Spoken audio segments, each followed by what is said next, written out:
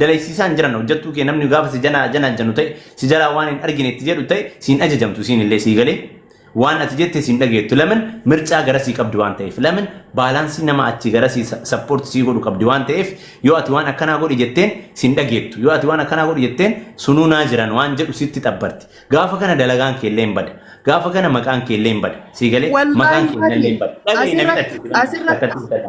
nafi tachiisu dubbii afaan nama hin qabin himee laal ka nama main point isin jechuuf ummannis dhagaye nama 2000 way hara Maryam gaafa kana dalagaan kee illee hin bada maqaan kee illee hin bada maqaan kee illee hin bada akkasin jedhan namni Oromoon akkasin jettu akkumaatu agartu gaafa yookaan kaleessa isin akkas turte maraattu yu jedhaa turaniin har'a mucayyoon tattaafachuu eegallaan waan hin jirre summii garanaa garasii gruppii uumanii gruppiidhaan itti haasanii mataa zorsisaaran kuni itti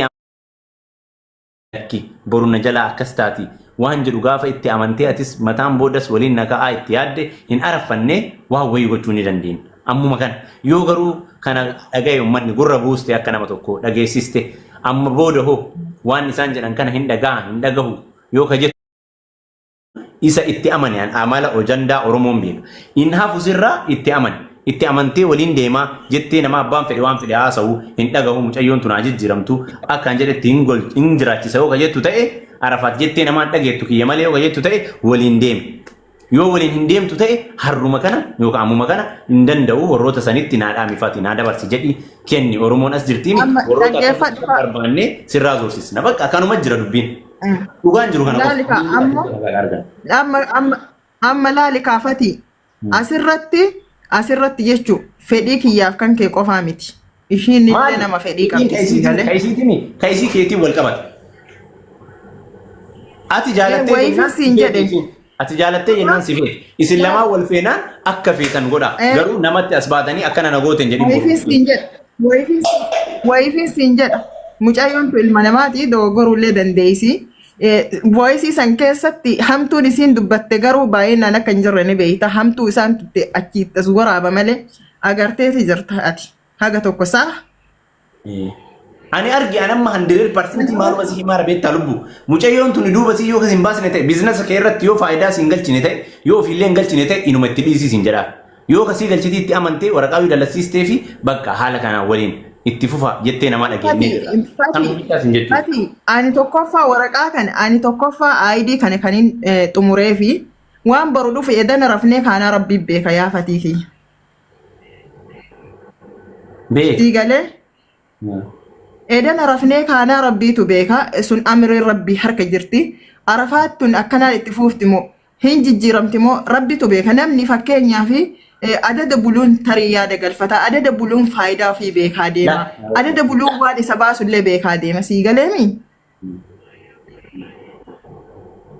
immoo waan beekuu qabdu nama sillee gargaaree ofillee hin gargaarre gaafa ta'e asumatti irraa kat godhu yookaan nama ofillee maaliifin siin jedhe fati biyya namaa kana keessatti takkatti idaa namaa keessa achi seenanii haga boru Oromoo isii rakkoo keessaa baaftuufu jechu takkatti idaa namaa keessa achi seenanii jennaan keessaa bahuun hin jiru rakkisaadha ni dhageessaami san amma san main point himaa jira baran main point atemma rakkoo keziin wallahi gilti walii himoo wayya Maryam yaani mucayyoo kana itti amantee jennaan jaalattee jennaan ani mucayyoo isiin kuno isiin fedhii laal isiin fedhii Maryam tunnaaf hin taane yoo jette fedhii si hubattee gara jirutti hin deemti. Si argitee jennaan si irrii si jalee. Lammaffaa irratti fakkeenyaaf gisee gastii kana seente hojii kana hojjettu isaantu maal jedhanii hojii kana gisee seentu waan biraatiin dabarsi ofiin hifattee gadi si darbiti jedhanii. Adiinmoo namaa kan kana itti amantaa siin jedhaara marooti. Adiin moo namaa gadi hin darbine jarri jetti sun gadi hin darbine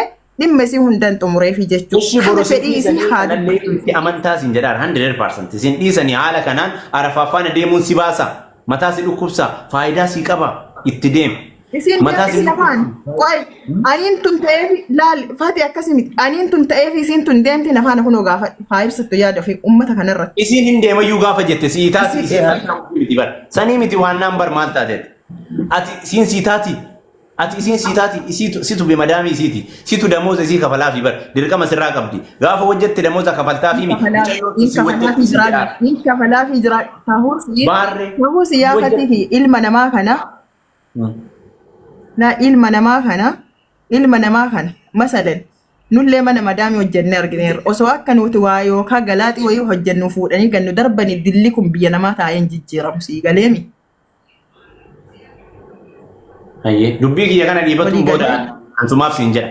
Mucayyoon tun an hammallee 100% isiilee garaana garas wanni qabuuf hin jiru. Namni obbolummaa kana gammaa waliin ta'a. Obboleessa maaliif hin dhiibba?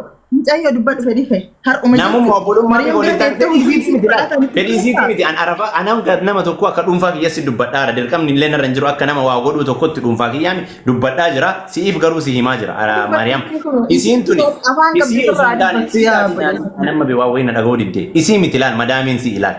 Si kadamuuza kafaluuf namni kun galii si galchaara galii inni si yaa fati haa kafaluuf illee haa kafaluuf hanguma fedhe illee haa kafaluuf daawwataa jirti jedhee bara arafaat si baasti situ murteessa malee isii miti bara isiin naa taati gaafa jette ati moo gaafa rabshaan biraa boru dhalate naan taatu gadi bahii yoo jette isiin murtee biraan qabdu gadi bahuu malee situ haadha iqaamaa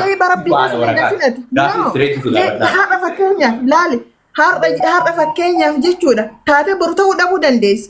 Sigalee waan boruu maaliif naasa? Mas'uulli keetis hin jedhaara kana ammoo. Mas'uulli kiyya sana laallata waan boruu ka boruu dhiisi gayban hin jiraannaaf hin jirru yuun beeynu. Jechaan alma haasaa gilxii yoo ta'e haasaa ma gilxii si himaara. Maa kana muluu si rakkisee maaltu rakkina si geessee siin jedhaaraan Mariyaam maal taateeti? Mariyaam si deemti atiitu ajaja malee. Waan geessee atu argitee uummatuma akkana mucayyoo sana dalagachuu dhorkeetii wanna jechaa jiru bari.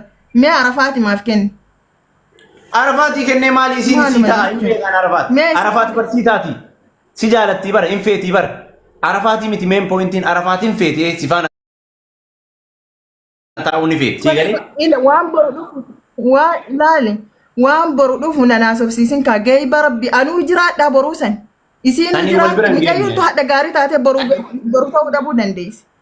Sigalee haadha gaarii ta'uu dhabuu haadha yoo fakkeenyaaf dogongora qabaatte boru sirrachuu dandeessi. Har'a miti waan akkanaa kana ka dubbachuu qabnu osoo waraqaan sirreessin dura ture sigalee ati waraqaa isii sirreessuun naa taati itti amanteedha alaatti natti. Malee sirreessineef yaafati bar biyya kana keessatti fati ilma namaati bar maaliif hin sirreessineef boru gaafisi idaa keessa galtee hin sirreessaaf ifati maaliif akkas jedhu. Itti amannaani ka kana siin jedhe bar jettee namaa hin dhaga'u gaafa jettee waraqaa kana sirreessi. Amanuu baadhuu eega mucayyoo tana biyyarraa fide dirqama waraqaa isii fixee fi waan isiin balleessite gabbee dubbachuu qaba. Kan itti nyaadhu malee idaa nama idaa mootummaa keessatti mucattiin badii maal qabdi? Mucattiin badii maal qabdi?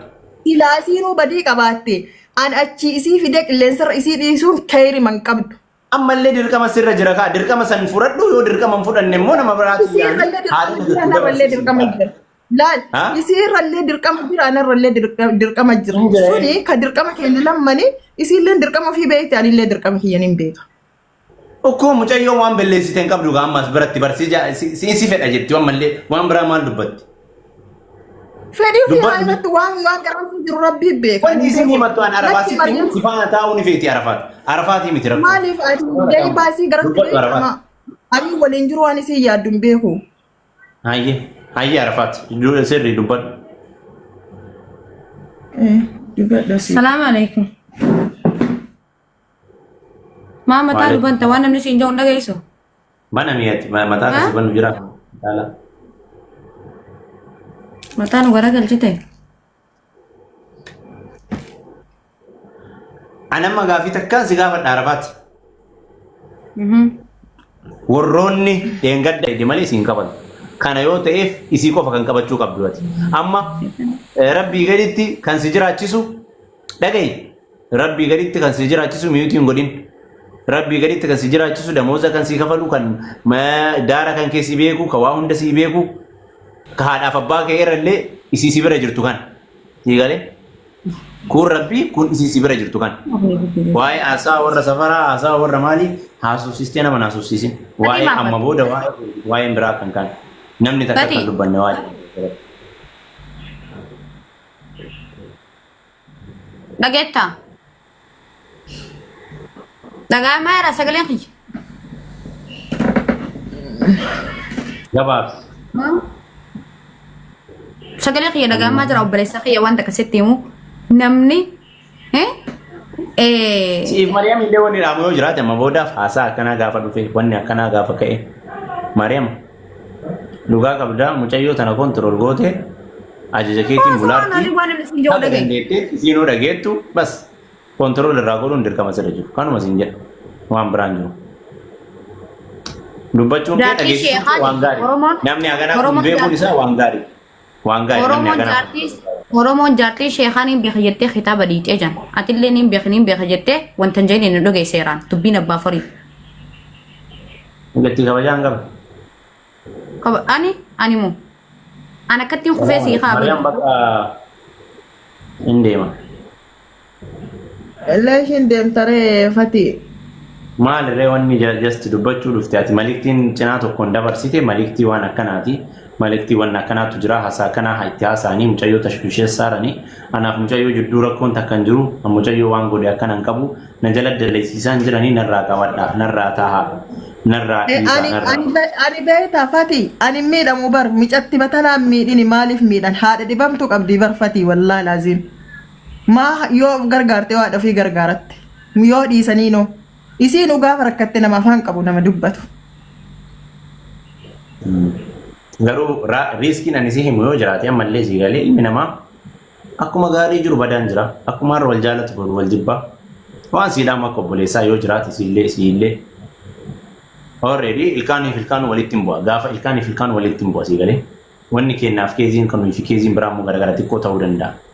Filiksii taanee yoo yaanne noormaalii taanee yoo yaanne ilkaaniif ilkaan illee walitti bu'a irra deebi'eessitti maa gaafa boru waa wayii arafaatii tanaa walitti buute arafaatii tanaa wayii uumame akka dhimmi sun dhimma keetiif arafaat bira hin dabarre beeki dhimma achi harargeen akkasii harsiin akkasii dhimmi kun akkasii waan jedhu san akka hin geenye arafaat harargee bakka hin buutu atillee arsii bakka hin buutu dalagaa kan kee biizinasa kee bakka buutu arafaatillee biizinasa sii bakka buuti yoo galte gara biyyaa wanni kutaadhaan wal qabatu sababbii kana hin jiru dhume galee wanni wayii dhumame amma booda arafaatillee kinoo dhuunfaa kiyya dalagataara narraa taa'a jetteen atillee dhuunfaa kiyya dalagaa kiyya waliin dalagaa jirraa narraa taa'a jetteen ummataan kana waan ta'eef sababbii nama ka arafaati wanni wayii yoo uumame rakkoon keessanuma kan hiikatullee isinuma warra miidiyaatti wanni himattan wanni isaan isin fooyyessan takka hin jiru kana itti amani kanuma qofa siin jedhan borullee rakkoo wayii yoo gahe yoo wanni wayii dhufe wanni ol kaamee asirratti akkana jedhamu hin jiru hin jiraatullee kanuma siidhaan. Abshir biroo galatoomii